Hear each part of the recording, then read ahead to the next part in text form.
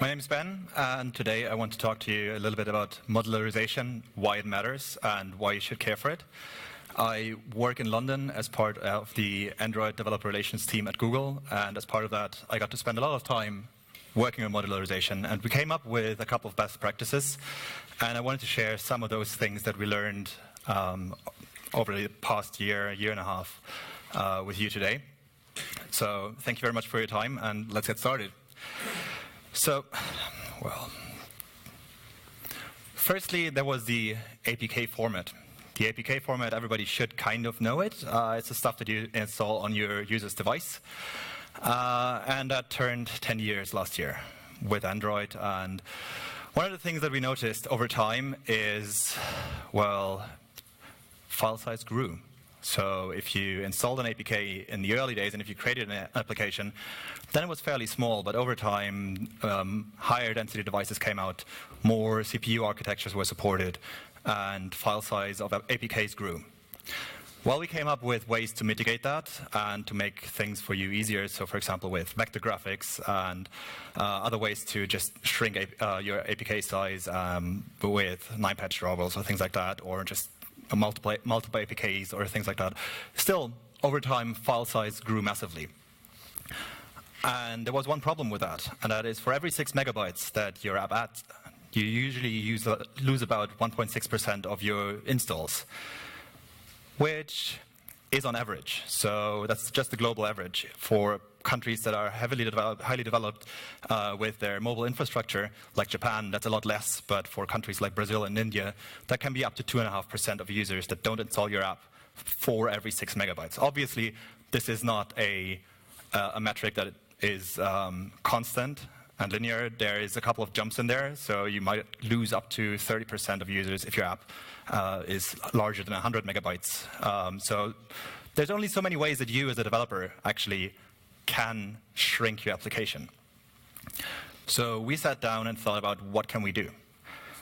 The first thing we did is we introduced the Android App Bundle.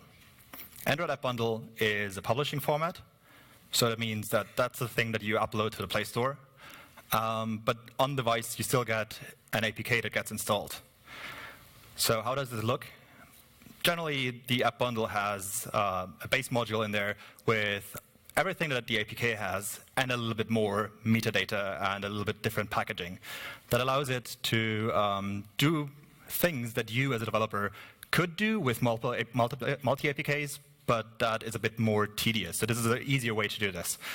So let's take a look at a very simplified, simplified part of your application. Usually allocates a lot of users' device space. So drawables is one of them. The other one is if you have native code that gets shipped to each and every of your users. For an APK, all of this would be in the same APK, so your users would have this on device. A user that has a XX HDPI ARM64 device only would access this, nothing else. But it still would sit dormant on device and would take up space. With the Android App Bundle, what happens is you get multiple APKs that can be installed on device individually. So usually in that case, the master APK as well as the XX HDPI APK and the ARM64 V8 APK would be installed. All the other ones would not be installed. So that's quite cool and allows for huge file size savings. I'll cover that a little bit later in more detail. But how does this work? So how do you get from an app bundle to all those APKs? Cool thing is there's Bundle Tool, which does this. Bundle Tool is what you can use, what Android Studio uses, what you use when you use Gradle, what the Play Store uses, what everybody that wants to implement and accept app bundles can use as well. So use Bundle Tool, and we bundle this, bundle the app bundle that is literally just the publishing format. So that means at this point, you can't install this app bundle on a user's device. From there, you build your APKs. Well, APK-S, as in APK set. That's a different file. It's not a multiple of APK, but it's an APK set, which then lands on your hard drive, which you then can extract the APKs from, either all of them that are in there. In the end, it's a zip file with a bit of metadata added to it. And that gives you the APK that you then can install on your user's device with either through Android Studio or Gradle, or with ADB, how it works underneath is ADB install multiple, and allows you to install multiple APKs on your user's device. With that background, let's drop a little bit into one of the samples that we've been working at. Some of you might recognize it. This is Plaid. It is a sample that we've been using for a while for modularization, before that for animations, transitions, and generally showcasing material design in a way that you as developers can also explore this. But in the beginning, when we started to play around with it, we were like, okay, what do we have to do to make use of features and, well, in that case, app bundle? Turns out it's pretty straightforward. We just bundle. And that gives us a whopping 64% file size savings on a user's device. So that's 2/3 less of install size than with the monolithic APK. In many apps, the very small red bar for density size is a lot bigger. We don't have this because we use vector drawables and animated vector drawables heavily. And they're a lot smaller because they can get scaled up and down, and they're not rasterized on the file size, and they don't take up so much file size. For us, the major chunk is a native library that we use for Markdown rendering. And since we only have to ship what is specific to the user's device, we save a lot of file size, A, over the wire, and B, for the user themselves. So just by a simple flip, this works. Easily uploaded. There's no reason why not to use it. From there, we went and looked at another cool thing that we introduced. That's dynamic feature modules. Dynamic feature modules is using the split APKs functionality of Android that was introduced in Android Lollipop. And what we use is initial installation, and you also can use delayed installation with dynamic feature modules. So that means, I'll cover that in depth later, but it means that you can install a feature not just initially when the user downloads the app at the first time, but you as a developer can decide when you want to download that feature to your user's device. In the app bundle, this looks fairly straightforward, fairly similar. It's just different folders containing similar information to your base module. And that's really cool. But again, this is the theory of how this works, not how this works in practice. In practice, what we have is many developers have a single monolithic app module that generates the APK or the app bundle that then gets installed on a user's device. And like I said, by simply switching to app bundles, you already get a lot of file size savings. For Plaid, we identified a couple of actual features that are distinct that the users can use. One of them is About. That's an About screen, which many apps have, which holds libraries and a little bit of metadata and information on the app itself. There's also a couple of news sources. We currently extracted Designer News and Dribble. And there's also a search functionality. All of those are now dynamic feature modules because we figured out we want to make those dynamic feature modules in the end. And it makes a lot of sense to have this kind of differentiation between, like, this is your core app that you need to run for a user in general, but then have features additional on top of that that you can extract out. So what this allows is for installation, in our case, for a base APK and multiple APKs that are on top of that for each feature. So that might be a lot of them, but it gives you a lot of cool things with that, even without using dynamic delivery, or sorry, without using on-demand delivery. It gives you massive build time improvements. How so? Through a feature from Gradle that's called parallelization. So by simply setting in your Gradle properties the parallel flag to true, you get your app can be built in parallel. Well, it means all the modules that you have can be, to a certain extent, because they might not be fully dependent on one another, be built in parallel. So that means our About module can be built without having to wait for the Dribble, Designer News, Search, or our core bypass module as well, which is the native library, to wait for this. So it just is being built and does its own thing. That's really cool, because that cuts the build time a lot. I'll go a little bit more in depth on dependencies between those later on. But for now, what this does is, we have this whole graph of our different modules. And in the end, we sometimes might only have to build about and the app module. Sometimes we only have to build about.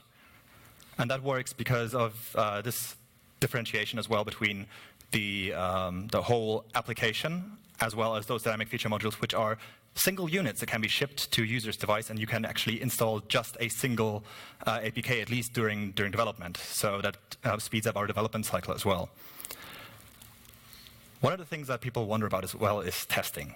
So testing is generally done on Android with adding tests to Android test folder as well as to the test folder for instrumentation tests and unit tests or JVM tests. Same works for dynamic feature modules. So you just put the tests in the responding feature folder, straightforward, as you did before. So you have those in a distinct package as well. So you can run your tests individually. But you also can run your unit tests in parallel. So that means that your tests can be executed even faster because you can run multiple of them at the same time. That's really cool for the unit tests.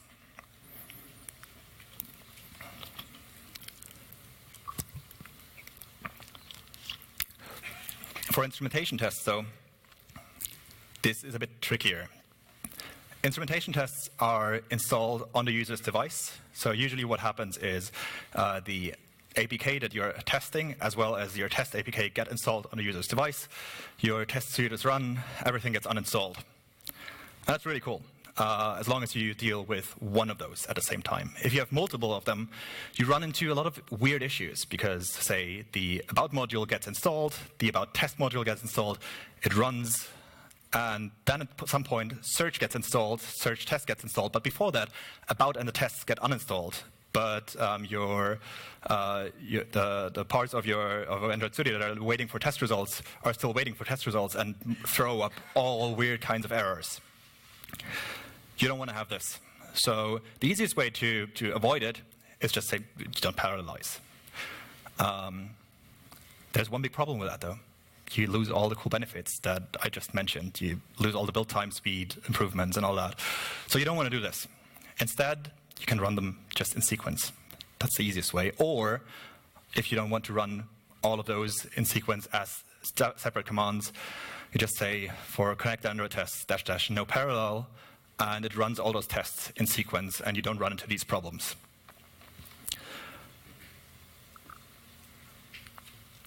So with all those things, one of the cool things that you can do once you have your app at this state is on-demand delivery. On-demand delivery means that you can download and install a module when you want it, not when the user says, I download the app, not everything gets installed, but you as a developer can say, this is the point where the user is highly likely to actually get this and highly likely to access this. It requires some developer integration, but there's an API for it, and I'll, again, cover that in a moment. And it's fairly straightforward to use later on, but it's not a prerequisite to use the first steps of dynamic feature modules and app bundles. So let's take a look at another sample.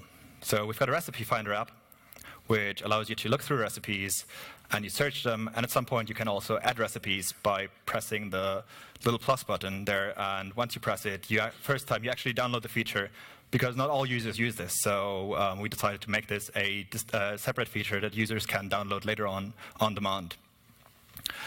For larger modules, your users might encounter a speed bump, which essentially means if you try and download a large module, large is very is up to the Play Store. So the Play Store decides whether it's a meter network, whether the user has little data available, or whatever couple of constraints there are.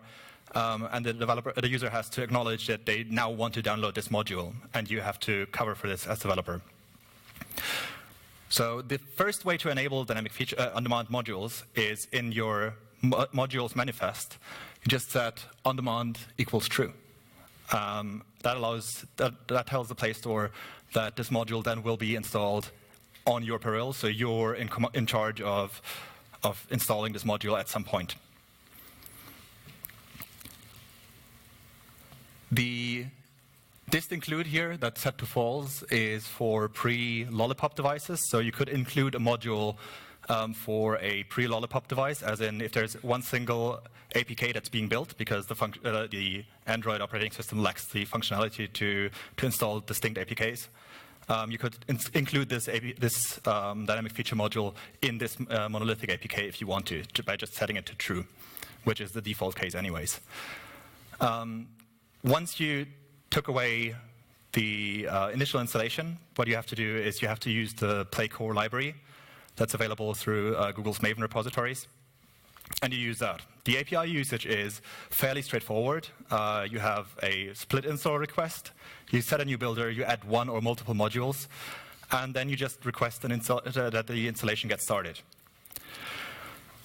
From there, there's a listener that you might want to implement with the very canny name split install state updated listener. It has a couple of states. Instead of going through the implementations here, I'll just go through the flow that this has. Firstly, we start off with pending. That means the split install manager has acknowledged that your installation is pending and wants to start downloading the modules. These are the next two steps. So the module gets downloaded, gets at some point to the state where it's installing and installed, and everything's good and happy, and your user can now start accessing the module. If your module already is installed, you jump to the install state straight away. But you might also end up in a couple of failed cases. So failed means that for whatever reason, out of your control as a developer, the Play Store or the Android device itself decided that it could not download and install this module. Canceling is essentially you get a possibility to cancel a download. And canceling means, yes, I have acknowledged this gets canceled. And cancel means this is now not being downloaded any further, nothing happens. These are the straightforward paths that you can take here. Also, there is a result code for requires user confirmation, which gives you back a pending intent that once you fire that up, gives you that dialog that I showed earlier that you have to resolve and have to show to the user in order to continue to the pending state again. So let's take a look at the app that we just showed it. So there's an onboarding screen, which I didn't show. There's recipes. There's the My Recipes, which I showed that can be installed. And there's also premium functionality that not all users might have in the end.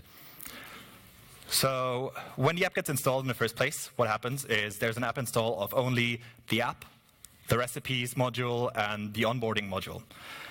Once onboarding is completed, we could just uninstall it, because you can also request uninstallation of modules. So if you have a massive onboarding screen with, say, videos or huge graphics or whatever, you can just uninstall it for users that have already gone through that flow, so you don't have to hog this space for forever, essentially. Once the user discovers the feature to add their own recipes, we can now download this. And at some point, the user says, oh, yeah, this is a really cool app, and I want to purchase a premium. We can just say, we purchase it, and then download the premium module as well. So there's just one given flow where you can uninstall and install modules on your Perl and how you want it to do. The next thing I want to cover is instant delivery with Google Play Instant, which is also known as Instant Apps. Who here has played around with Instant Apps in the past? So for all of those that raised their hands, it's gotten a lot easier. So I really like the way that this works now. For example, the Android Dev Summit app last year was a single module that was also available as an instant app. And it was really easy to do this. All we had to do is down here say dist instant equals true. And with that, the whole application in that case, or a specific module, is available as an instant app or as an instant module. So no more working with different plugins that you have to use. Actually, the Com Android feature plugin that was used for that in the first place is now deprecated, so you shouldn't use it, but use this approach for instant apps in the future. And I think this is a very good step forward to start using instant apps. And now instant apps also is available for up to 10 megabytes. So for, well, a set of features that can be downloaded that's less than 10 megabytes can be available as an instant app. If you have less than 4 megabytes, it could even be discovered in ads or search results. So you could have a user click on an ad on an Android device, and they can immediately work with your app without having to go through the Play Store and all those areas. I talked a little bit about modules and monolithic apps, so let me go a bit more in depth on this. Let's first talk about the monolithic and traditional approach of development. So many developers talk about modular development when they talk about library development. While this is modular, as in you look at your app, you pull down, say, a core and a couple of third-party dependencies. What you also do is you add, for Plaid, for example, we would take out those features in distinct libraries, and they would, in turn, somehow depend on core again. What happens is everything still gets shipped as the application, as a single monolithic application.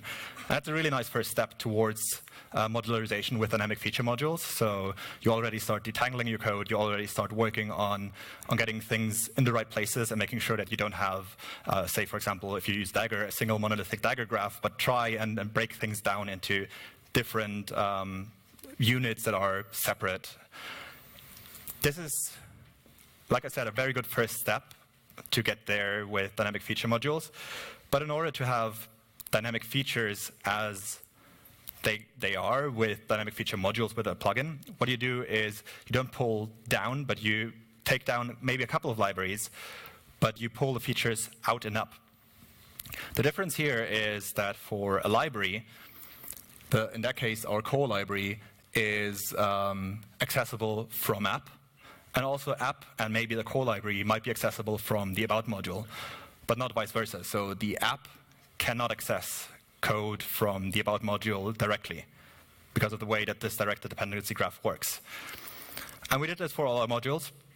It's pretty much it's a simplified version of how it works within Plaid and how it can work within your application as well, with those modules on top that have access to part of the application, have access to the context there and things that are within there, but not everything that is, not vice versa. So to make this a little bit more clear, what I mean with monolithic versus modular, if you use the COM Android library plugin, you're probably doing monolithic development from the dynamic delivery point of view. It's library development, which is a great thing to get you started with it, with modular development, and it can be reused within other apps. Dynamic feature modules are usually not designed to be reused in other apps. So if you have code that or resources that can be reused for other apps, either open source or within your company, it's a good idea to have those extracted out into libraries. Also, you could have non-Android libraries, so pure Kotlin, Java, native libraries, which with dynamic feature modules you wouldn't have in the first place. And like I said, it's the first step to dynamic features and dynamic delivery. For modular development, you use the dynamic feature plugin. So if you use a dynamic feature plugin, in the end, you're pretty sure on the path to having modular development from the Android point of view. You get a lot of build time improvements. You have possibility for delayed delivery, instant apps, and on demand. And the compiler enforces some boundaries because you have the dependency that is directed downwards to the app, so it's not as easy as with libraries to have unwanted dependencies between those within your app module. Speaking of dependencies, with Gradle, it's modules all the way down, so that's why I know modules are heavily overloaded, but let's take a look at the modules here. So like I said just a moment ago, is you have an app, you have a library, and we have a feature module, and those can coexist. An app can depend on a library. That means that the library is accessible from within the application. And the dynamic feature module depends on your application. So that means part of your application can be exposed to your dynamic feature module as well. You can limit this through a couple of ways. I'll not go through the Kotlin way of doing this, which is just the internal modifier. So that allows that to have only access of code within the distinct Gradle module itself. But let's go through Gradle dependencies in general. So the first one we're going to look at is library dependency with the API keyword. So API means that a dependency is exposed to other modules from there. So that means that the library is now part of the API surface of your app module. That means that, in turn, while it gets shipped as part of the application, when you now depend on the application from the feature module depends on application and can transitively depend on the dynamic feature on the library underneath it. So let's take a look at how this works from compile time. So let's just clean everything, and everything gets cleaned, and then we start bundling. So we introduce a change in the library, everything gets rebuilt as expected. We introduce a change in the application, again, everything gets rebuilt. If we introduce a change in a feature, again, only the feature has to be rebuilt. If nothing underneath changes, if you make changes, like I said, to the library, then, well, you, again, have to rebuild everything. On the other hand, you have the possibility to use the implementation keyword, which I recommend, while the API keyword allows you to have an easy way to have single declaration of your dependency through the app module and share that.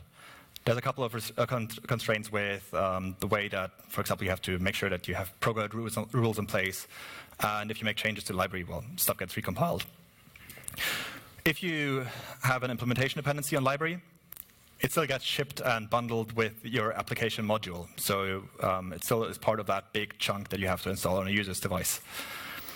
And then you can implement the app module through the feature again. When we clean everything, everything gets bundled. We make a change to library, everything has to be rebuilt. We make a change to the app, again, all the way up, everything has to be rebuilt. Here again, feature has to be rebuilt.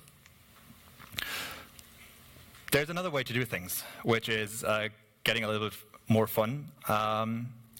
So you can depend on the library only from the feature module, which is cool, because that means that your application doesn't have to ship the library itself, but which is tricky because now your application can't access the library any longer, unless you use this one weird trick that I'll come to in a moment. So that means that you can just bundle the library within the dynamic feature module and only ship it to the users once they're actually ready to access that feature, and it doesn't bloat your overall application.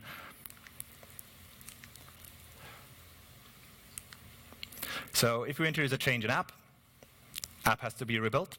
If we introduce a change in a feature and library get compiled, put together, everything has to be, only those have to be rebuilt. Same for making a change in library, only feature and library have to be rebuilt. If you have a compile-only dependency, some of you might not know this, so let me just go a little bit in detail on this. So compile-only dependencies are dependencies where you essentially tell your compiler, in this case for the app module, you give the compiler an IOU on this actual implementation of that dependency. So that means that while you can access it in code completion and during writing the code actually doesn't get bundled with that APK.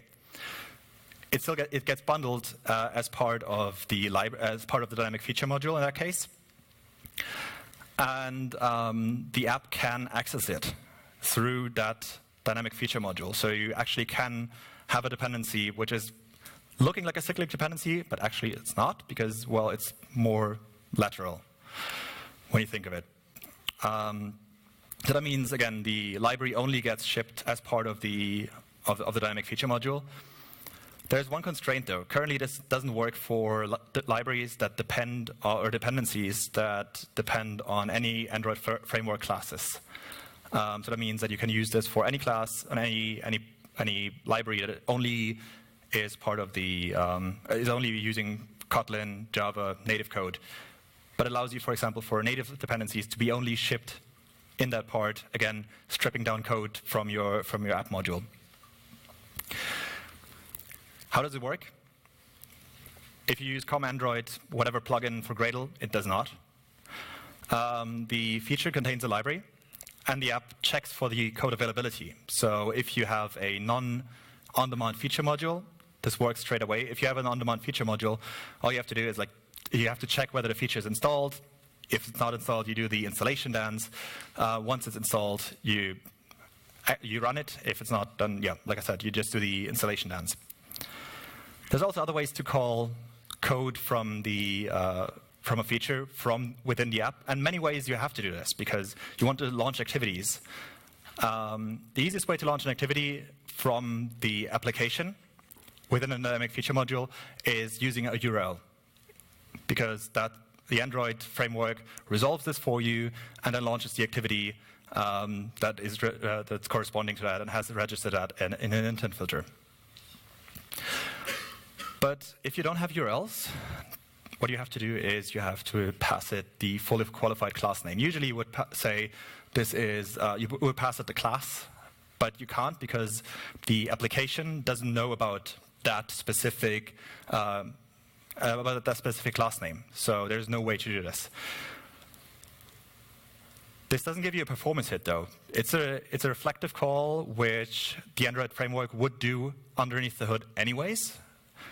What we did within Plaid is we have a single class that is called Activity Helper, which has a couple of helper functions and a couple of interfaces that we implement to only have a single point of responsibility for this. So you probably want to make sure that you have this encapsulated in some way, so you don't have to change it all over the place, but only within your Android manifest and that file.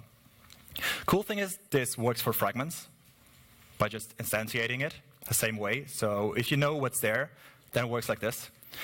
It also works for any class that you know is there, but you have to check whether it's there or not. And you can just instantiate it the way you would before. While for non-fragments, so for non-fragments, this might be, again, a very limited performance hit. If you just have one entry point, it's fine, because it's just this very small penalty that you pay. For fragments, again, the Android framework does the same thing anyways. It just uses reflection to look up the fragment. That's hence why you only have to have a single, why you have to have a constructor without parameters for fragments, so that the Android framework can instantiate those. Again, looking back at Plaid, what we did is yet another thing. We do have news sources. And for a while, we experimented with this. How can we actually call code that is in a feature from within the app? And we came up with an approach that's very scalable. And I'll just want to take you through this very quickly. So we have our couple layers. We have our core library, which holds an interface, which gets implemented in our feature. So all the dependency that is there is the feature has to know about the interface declaration and has to implement it. And our app's main activity then starts a broadcast, which is being implemented in the feature module. And there's a registry that the dynamic feature module can use to register the implementation with the application. Because it's a bit tricky, I'll just go through this. What lives where? So gray is the library or application module. Green is the dynamic feature module. So we have our 4 participants, the activity, broadcast receiver, implementation, and the registry. The registry is the part where the application then can look up or actually can access the actual implementations. So how this works is the activity just sends out a broadcast to the operating system, or in that case, limited to our application. We could send it out to the entire operating system, so every app that implements this interface can provide its own implementations to this. And that's why it's super scalable and very handy for this approach. The that broadcast then starts a broadcast receiver in the dynamic feature module, which then requests the implementation, which returns itself, sends itself to the registry, which then is being then held on to in the broadcast receiver. Everything's fine there. Then the interface is being registered, and the registry then, using an event, can notify all the observers, in that case, our activity. And the activity then calls for the registry's implementations that are being held onto this. And then we can just access all of this code that's in there.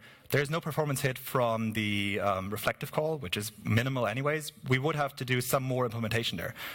So in the end, for our app, we decided to go with reflection because we don't have to scale it indefinitely. But if you want to have an app that provides an API surface for multiple other applications, that's a really good way to do this without having to know about it. Also, if you have a multitude of dynamic feature modules where you're not sure how much of them and how many of those are at which point and how much they might be how much of them might be installed, it's really good to use this approach because, well, without knowing about what's there, or without 100% knowing about what's there, you can still call for all of those. So with just these couple of classes, what you can do is use that round trip that I just showed. It was part of a pull request that we had. I know that there was a talk by Airbnb. They use a similar concept with a library. I think it's a library that they published called Trebuchet. So take a look at that as well. Source code and modularization sample is available on GitHub, on Nick Butcher Plaid. Also, there is a lot of documentation and other samples for the API surface that you can use, also available Google samples, either dynamic features or instant apps. Both of those use use app bundles and the dynamic feature plugin. Also, take a look at the documentation for instant apps, app bundles, which gets you started with all that. And with that, thank you very much.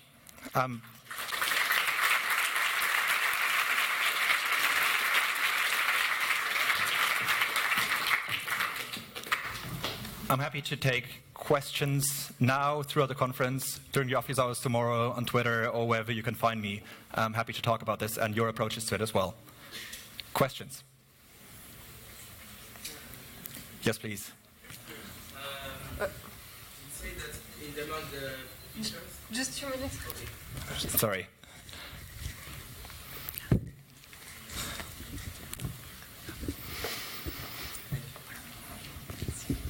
We say that that on-demand features are downloaded on on demand. My question is: isn't it a bad user experience to go to a certain feature and have to wait or have to download 4 MO of? Isn't it? It depends.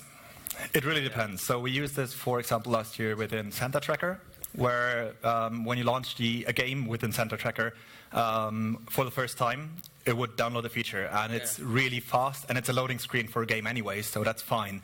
If you want to have an instant response, then you probably either want to download it in beforehand, or you want to, like we showed here, just a dialogue or just a small pop-up that says we're currently downloading this, and then navigating the user there after this happened. Generally, I would say if you, as a developer, can predict that a user might use the feature, like in a fairly short time, you might want to install it in beforehand. Okay. But if you try and download everything at the same time, like everything in advance, you might hit that that dialogue that I showed earlier, which requires the user confirmation then. But yes, you should not block the user. You should try and be predictive from your point of view as a developer. I know that we're working on guidance with this. We haven't published a lot right now, but we're working on this to give you more guidance on it. But generally, it depends, and don't block the user. Okay, thank you.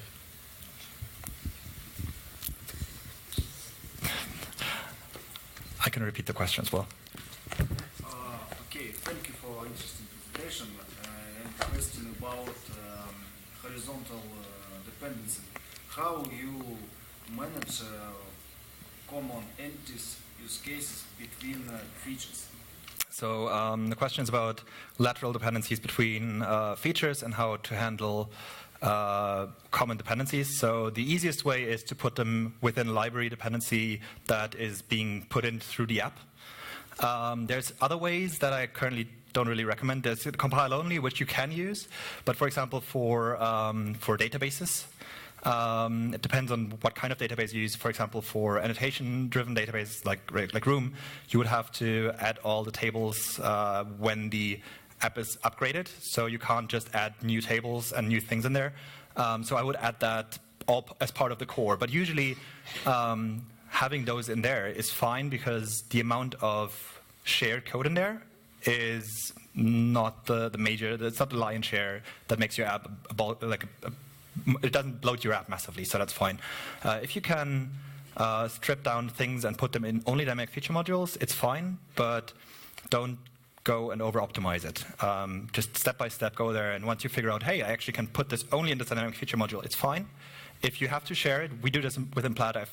Developers that I talk to, and this is a fairly common question as well, just put it in a core until you realize we can strip it out and remove it from there and put it somewhere else. We also have, for example, one single news source, which still is part of core and shipped as part of the app, as the app module, because it's still too entangled between, the dependencies are too entangled to actually cut it out at the moment.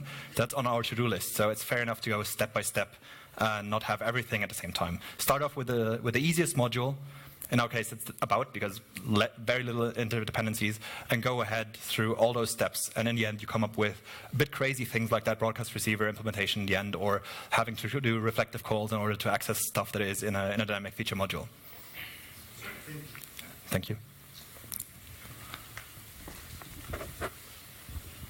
Well, I have two questions. The first one is what happens for pre-KitKat devices when you put this colon include to false? Yeah. What's the behavior at runtime? And maybe you can answer that. It's not there. It's not going to be there, and you have to check that well, it's not going to be there. So otherwise it will crash. If your implementation defaults to crashing, then yes. Okay. If your implementation does not, then not. Okay. So set it to false if you know that this is only required for newer users. So if you have, for example, a feature that only is relevant to users of newer devices, then it's fine to exclude it. If you know that this is a feature that everybody uses, then don't set it to false. Okay. And my second question is there a way to get a Docker component, but without using reflection, nor the broadcast crazy thing? Maybe. We haven't fully explored everything there.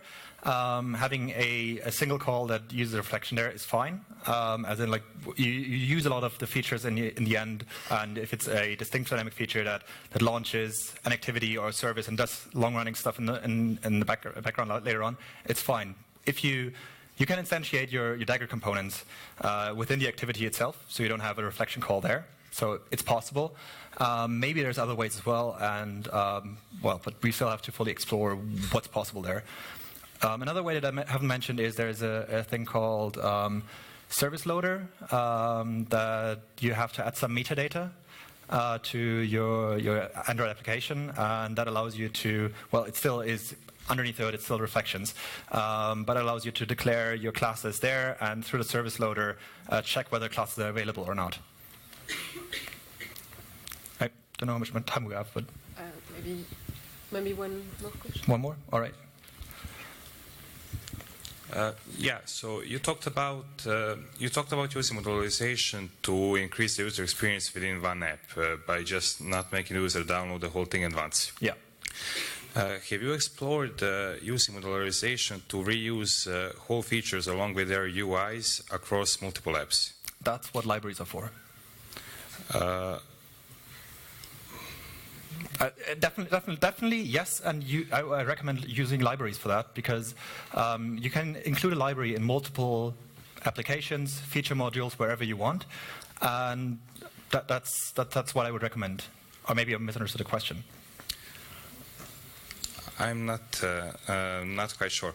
Okay.